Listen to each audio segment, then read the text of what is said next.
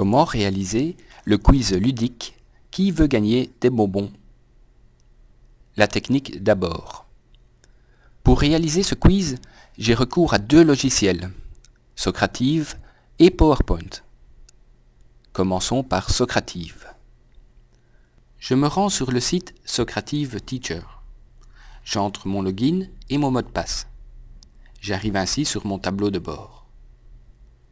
Je clique sur « Gérer les jeux questionnaires ». Je peux ici créer un quiz. Je le nomme. J'ai aussi un code SOG associé au questionnaire qui permettrait à un collègue de l'importer dans son tableau de bord afin de ne pas devoir refaire le travail. Puis, je commence le quiz et je peux choisir pour chacune de mes questions un choix multiple, un vrai ou faux, une réponse courte.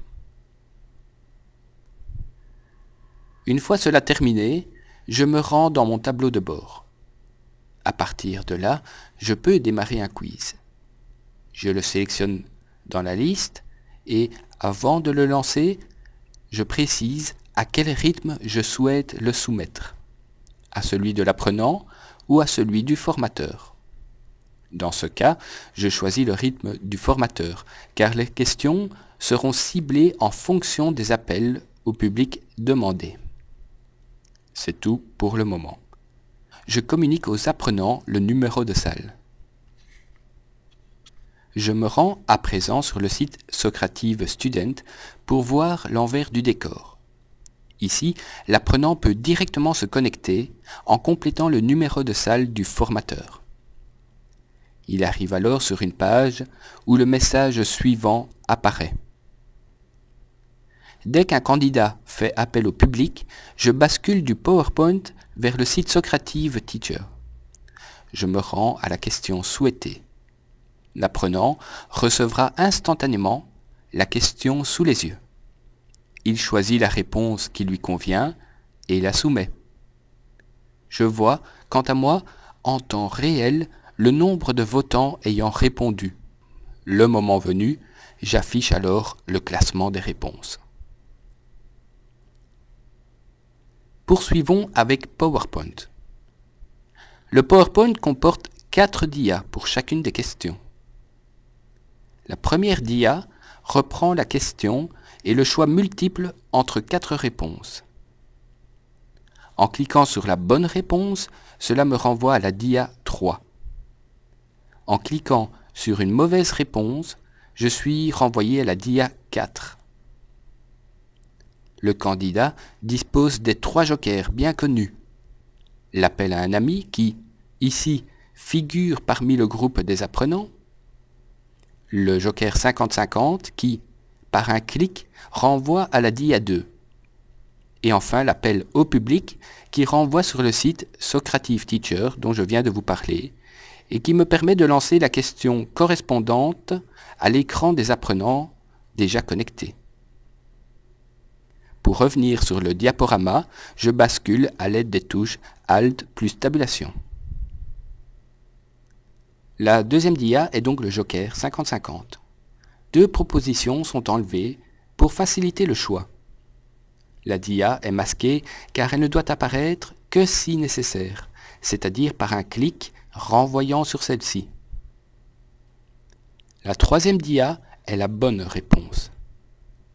Quant à la 4e dia, elle reprend les mauvaises réponses et à nouveau, elle est masquée pour n'apparaître que si c'est utile. À la fin d'une question, je passe à la suivante par un clic dans un espace vide de la dia. Il va de soi que monter un tel quiz prend beaucoup de temps et il est difficile de l'adapter pour en faire un nouveau. En effet, je dois à chaque fois réécrire les questions et les réponses, les reproduire encore sur 3 autres dias et reconfigurer les liens entre les bonnes et les mauvaises réponses, ainsi que le joker 50-50.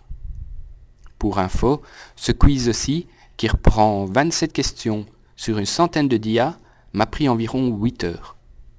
Mais depuis, je l'ai utilisé envers bon nombre de groupes et les heures d'utilisation ont à présent dépassé les heures de préparation.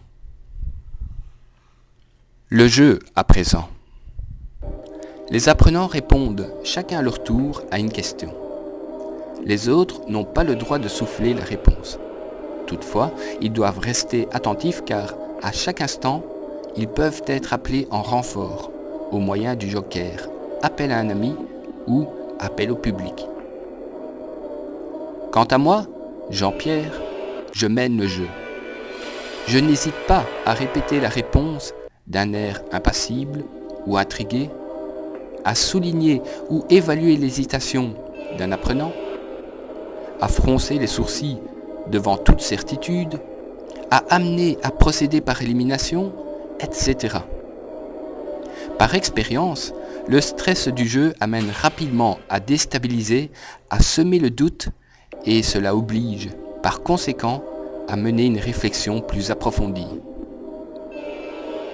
Mais s'il y a vraiment une chose que je souhaite partager avant tout, c'est l'efficacité éprouvée du jeu. En effet, il permet réellement d'ancrer des notions théoriques jusque-là parfois encore mal assimilées. Ce sont en tout cas ce que me disent régulièrement les apprenants. Et ce jeu permet surtout de réviser dans le plaisir en requérant toute leur attention. Bien sûr, je n'oublie pas d'offrir les bonbons que le groupe se partage à la fin du quiz. La pyramide des gains va de 1 à 5 bonbons jusqu'au premier palier des 5 bonnes réponses successives, de 7 à 25 bonbons pour les 5 suivantes, et le troisième palier est atteint s'il y a eu 15 bonnes réponses successives avec un jackpot de 100 bonbons, soit 2 paquets de Chocotoff. À chaque palier atteint, les bonbons sont définitivement gagnés.